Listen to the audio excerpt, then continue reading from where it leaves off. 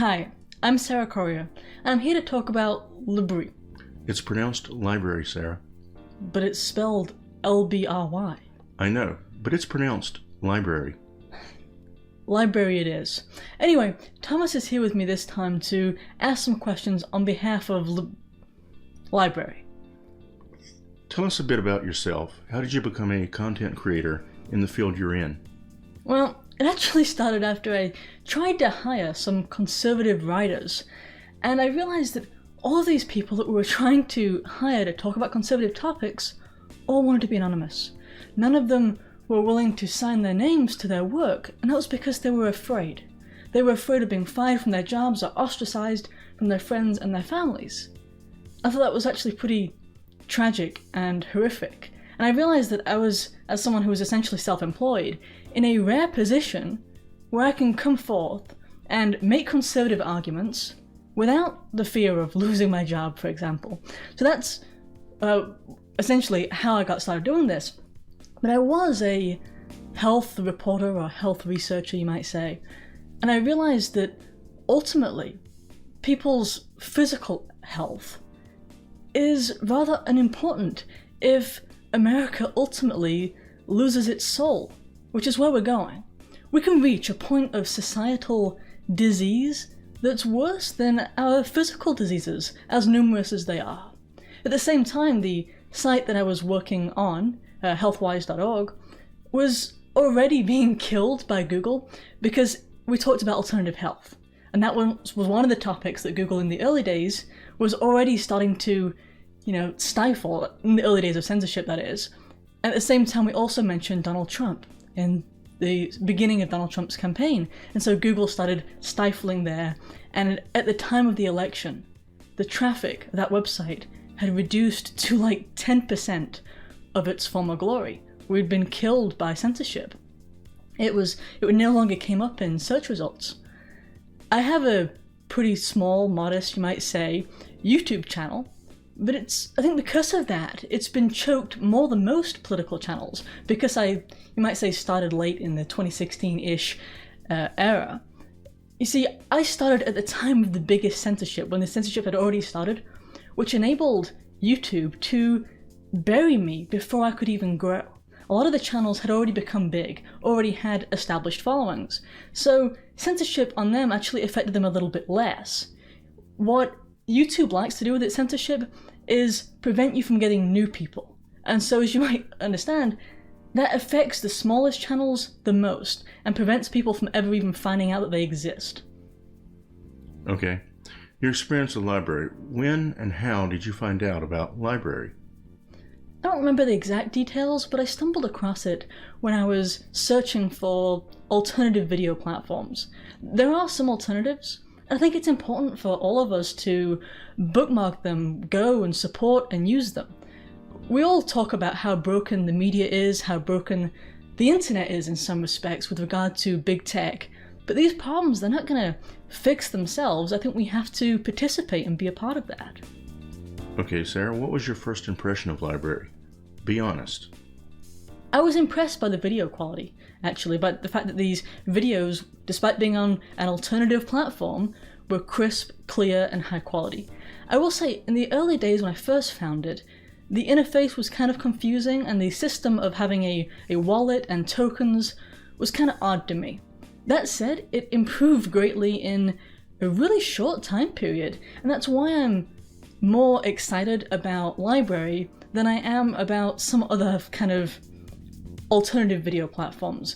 You can actually see it changing. There is obviously a team of passionate people behind it, and they respond to feedback, which maybe you don't know how rare that is, but it's really rare. So it plays the videos in high quality compared to, say, BitChute, which plays small, low quality videos. And I mention BitChute because it's considered to be the main rival to YouTube. And while I'm behind BitChute, they're doing very little to improve it. In fact, I don't remember ever seeing a change. LBRY, it's coming along nicely. Next question. What do you consider the strongest points of LBRY? The strongest point is that the people behind it seem to be passionate about freedom of speech, about allowing people to express their views and ideas and they believe in letting the best ideas, rise to the top naturally, as I think they do. They also have a token system that I briefly touched upon a minute ago. It allows the site to essentially sort out the garbage. Okay, so a watcher will accumulate tokens as they browse different videos. They get tokens for every video that they watch.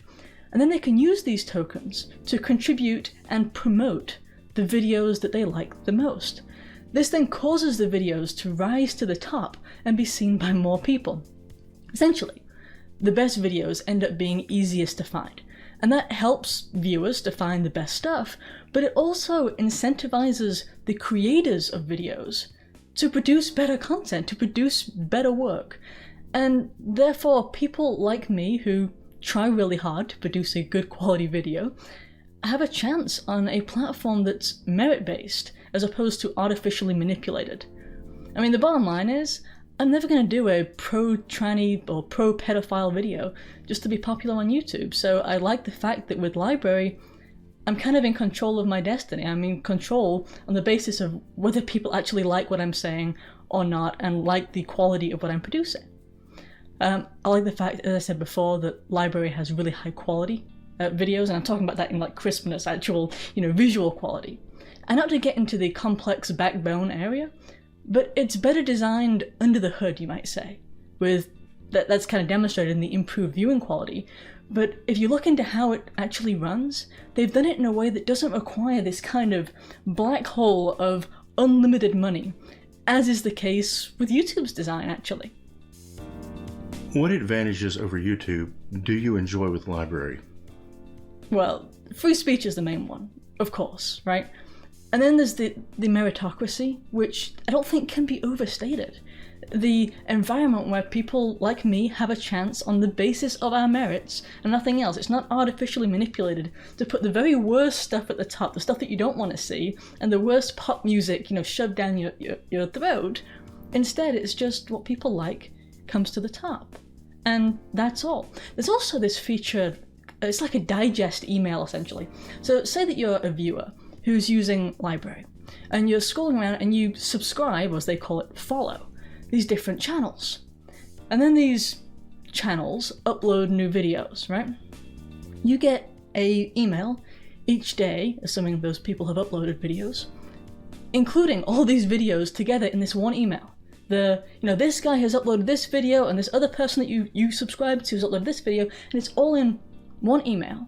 They don't censor out those that they don't like, because the video creator in question had a thought crime, for example. Instead, it's just a list, and it's not like 10 emails, it's just one. I mean, make no mistake about it. We're living in 1984, where you don't know what you don't know. You don't know what you're not seeing. You don't know what's being hidden from you, and so that's actually, it's really nice. What improvements would you like to see to make LBRY a better platform for you? I don't know, but I think they've already got a really good roadmap to the future. They've actually got this online public for people to see. They're constantly improving on it. It's like, if they can implement everything that they already plan to, it'll be amazing. It really will be awesome. LBRY is open source, a grassroots community project. What has been your experience with the community thus far? They seem to be a bunch of really nice guys who are approachable and reachable. You know how rare that is? I can't even imagine getting in touch with somebody from the YouTube staff, and I certainly can't imagine that they'd be responsive. If so, that they'd actually care about what I had to say or care about a feature request. There's just no way. I do feel the need to warn the LBRY staff and others, in fact, that open source is kind of a mixed bag. There are advantages and disadvantages, but being open source doesn't guarantee that corruption won't happen. A lot of people think it does, but as we've seen in the world of Linux, which was co-opted by Marxists and saboteurs, like even technical people don't even hear about Linux anymore because of it. I've read about these social justice warriors who tried to get rid of white people on the kernel team. I mean, that hasn't worked out well for either the kernel team or for Linux in general, if you really look into it. After all, it's not okay to be white. No, really though, the Linux community was kind of destroyed by this kind of social justice narrative. And I would like to address the library people when I say open source, it does tend to attract good, intelligent, at least, programmers. And that's a great thing, as long as those programmers have character and common sense. So be wary of that. There are monetary and political empires at stake. You will have infiltrators and saboteurs. So don't forget that and be mindful of who you bring on board. Because, well, frankly, all of us depend on having a website where we can actually reach out and get the news and learn and have the free speech that we were talking about earlier. Do you think communities like LBRY Social help with library adoption and engagement? Come on, guys, you knew the answer to that one, right? It just felt good to ask, didn't it? Yes, of course, having an active community is immensely helpful. What do you think we can do to build a larger and stronger community? Well, I guess do what Google used to do when Google wasn't an evil company.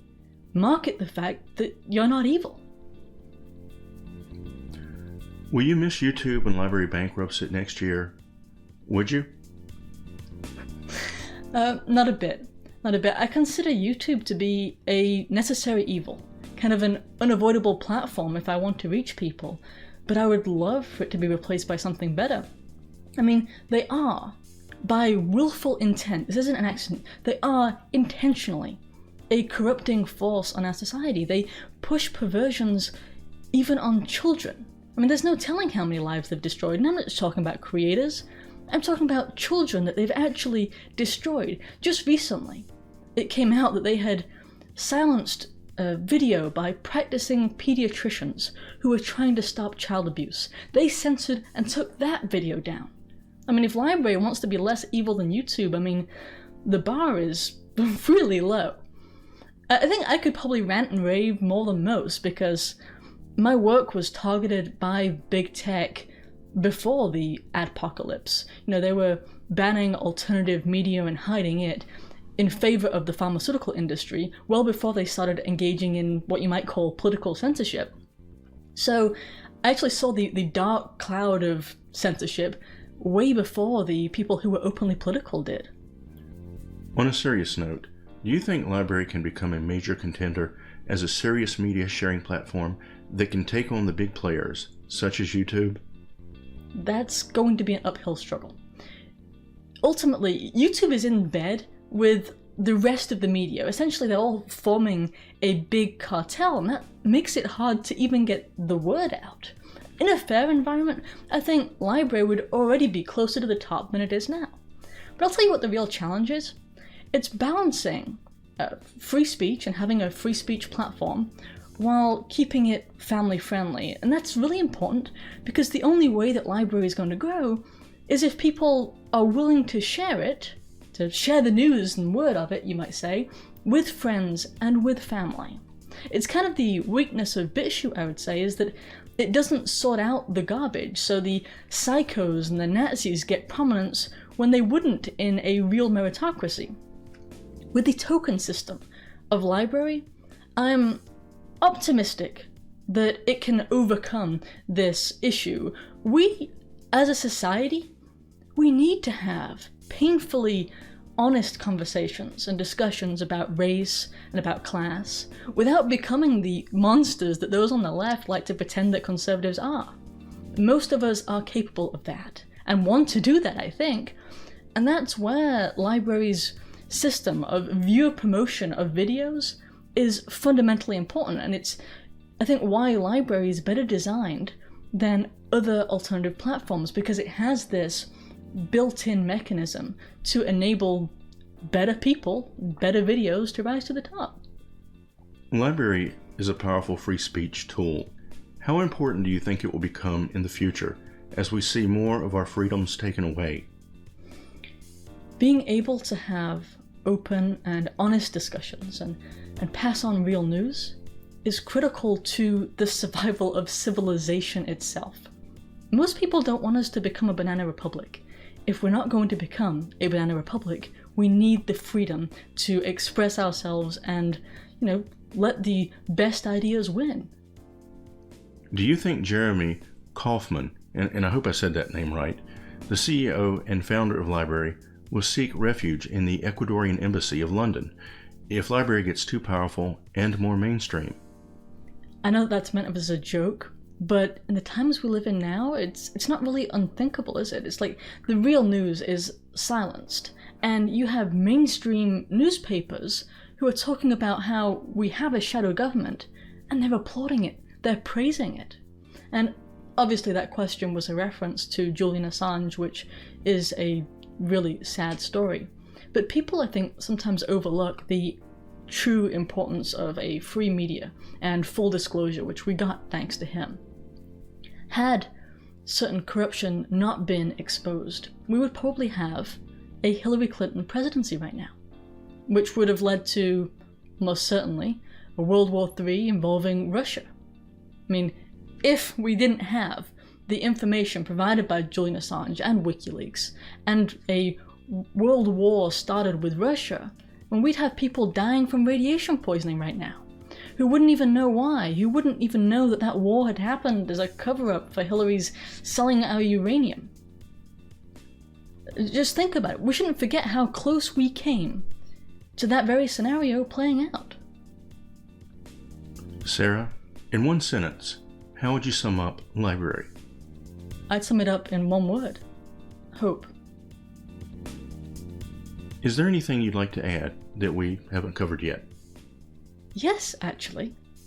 If you're watching this and you produce videos, maybe for BitChute, maybe for YouTube, maybe for both, but switch now.